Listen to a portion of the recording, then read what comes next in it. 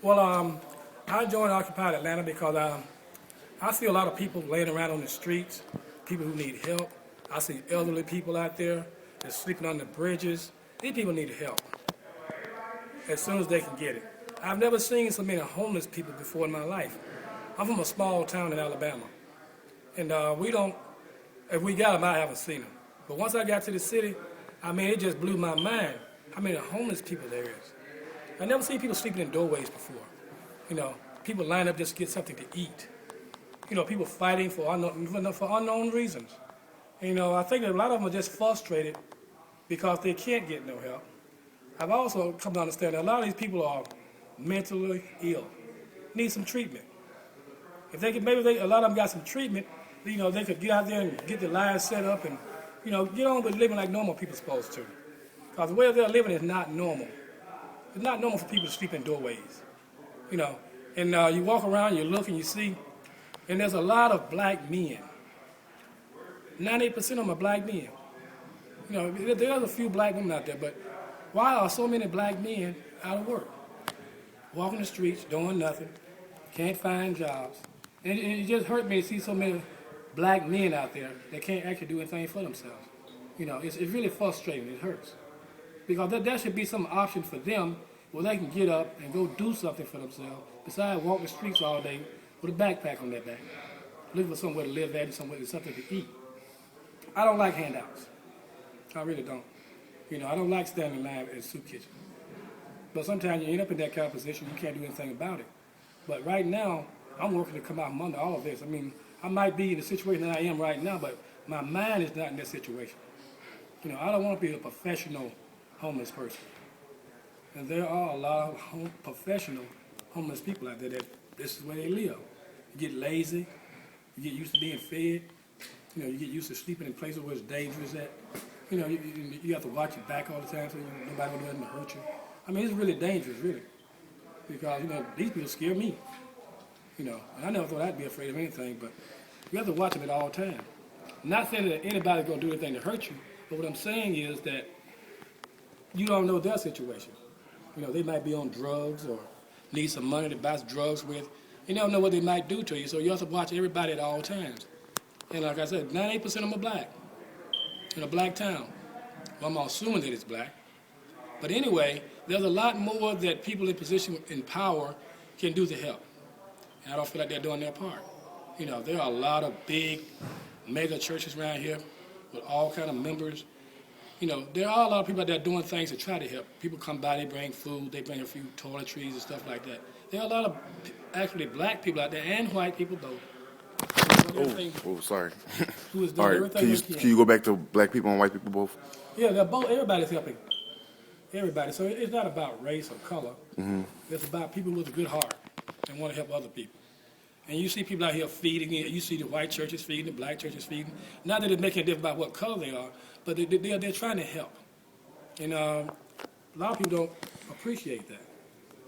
So we have to get past about pigmentation of our skin, or where we from, how much we got. Because if everybody got up and helped, it wouldn't be as bad as it is right now. So we need everybody to help. You know, and don't turn your nose up at somebody because they might be bad off, or you see them walking the street, you turn your head and look the other way. You never know who you're looking at. You know, you could be turning your nose up at an angel. You know, God, you know, He grace of all. He doesn't put anybody before anybody else. He said, I love all of my children. And He loves every last one of them, even one walking the street. So don't think because you got a job and a nice home and a car and, you know, and you got money in your pocket, that makes you better than anybody else, because you're not. We are all going to have to stand before the Lord Jesus Christ and give an account for what we did. So if you're down here being mean and expecting good things to happen to you, you can forget that.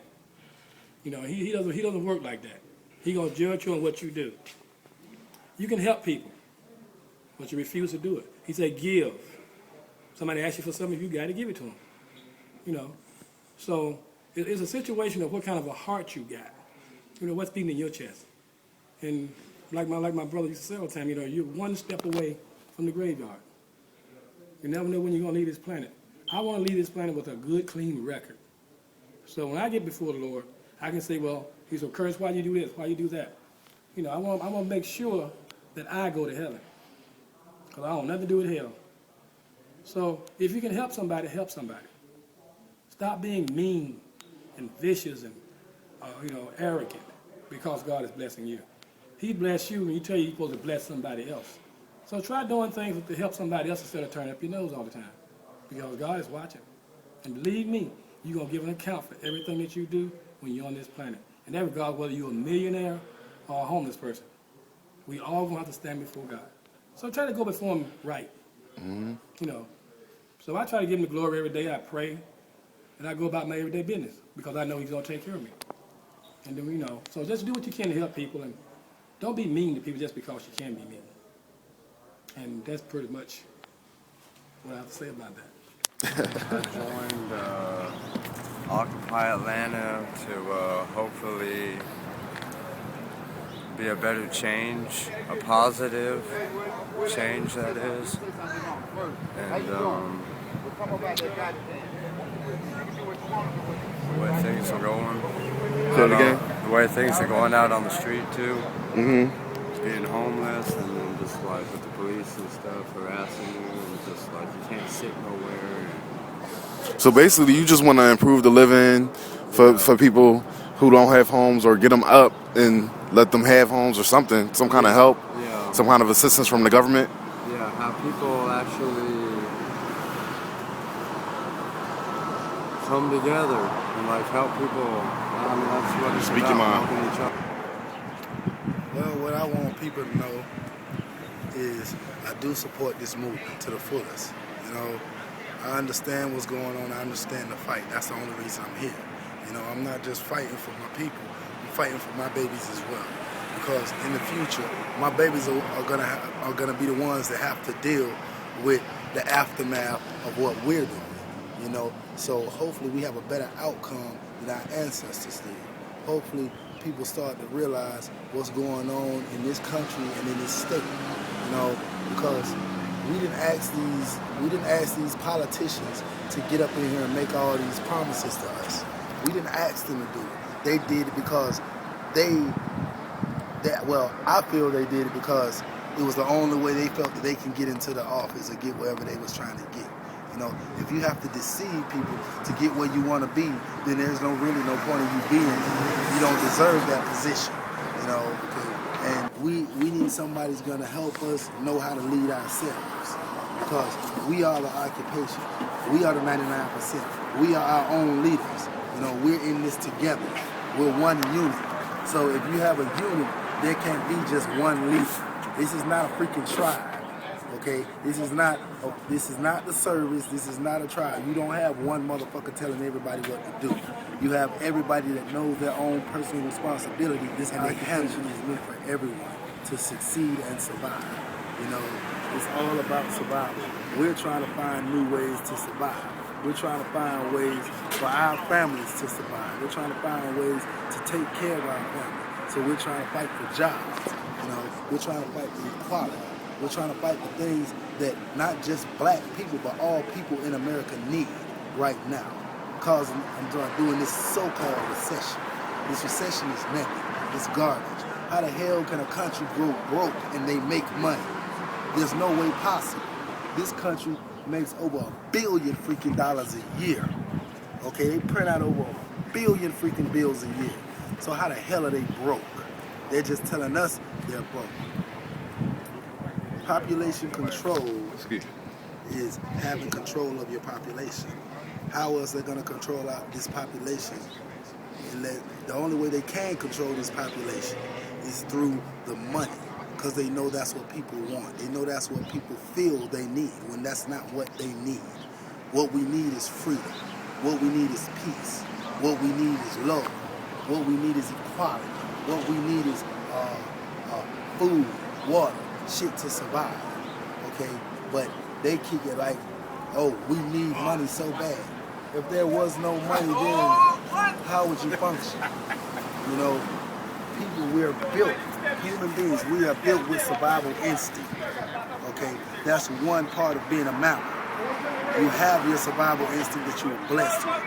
Now, you can either let other people tell you how you have to survive, or you can choose how you want to survive. We don't need them purifying our water. We can do that ourselves. We don't need them growing our food and fucking our food with all these chemicals. We can grow our own food and it'll be a whole lot healthier. We don't need them to make our clothing and tell us, oh, yeah, you're supposed to pay so much money for this clothing line or that clothing line. We can make our own clothing. You know, we're so caught up in this civilized society that we done lost touch of who the fuck we really are. We done lost touch of what we believe in. We done lost touch of our way of life. You know, it's really hard to speak on, man, because it hurts. It's a painful thing to think that my son or my daughters will have to grow up in a society like this. You know, I'm willing to fight for that. You know, being born Muslim and Christian has its perks, because you don't just receive the message from one side of the board, you receive it from both sides. You know, so I can't walk around here talking, oh yeah, I'm just so much Muslim, oh yeah, I'm just so much Christian. We're all one people. We're all one of the same unit. We all bleed.